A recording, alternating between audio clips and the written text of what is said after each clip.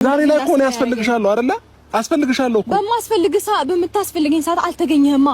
አልተገኘህም እኮ የለህም ነበር እኮ አልነበርክም እኮ ሩት። አሁንም ያብሬሻለሁ እኔ ነኝ። ገባሽ? እኔ ነኝ ያብሬሻለሁ እንዴ።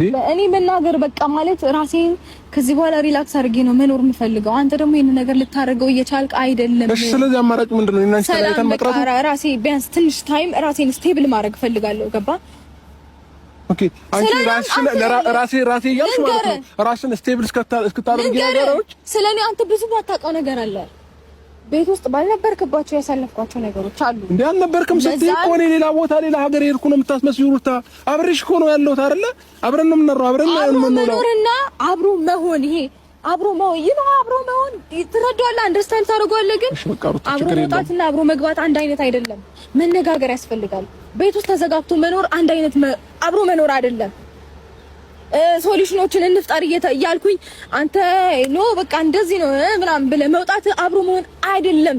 ሆኖም አያውቅም በታሪክ አንድ ሰው መግባባት ሲችል አብሮ ከሚኖረው ሰው ጋራ ችግሮችን መፍታት ሲችል ያኔ ነው አብሮ መሆን፣ ያኔ ነው አብሮ መኖር።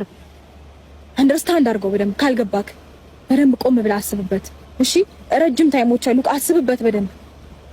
ያንን ረጅም ታይም ደግሞ ኖሬን ብለህ ድጋሚ ሌላ ስህተት ልትፈጥር ከሆነ የራስ መብት ነው። ደስ እንዳለህ አድርግ። እንደፈለክ መሆን ትችላለህ፣ እንደተመቸህ መሆን ትችላለህ። ነገር ግን እኔ ህይወት ውስጥ ተመሳሳይ ስህተቶች በተአምር እንዲፈጠሩ አልፈልግም። ድፍን 1 አመት የቀጠለ ስህተት ነው፣ መሰረዝ አለበት። ይሰለቻል። ገባክ?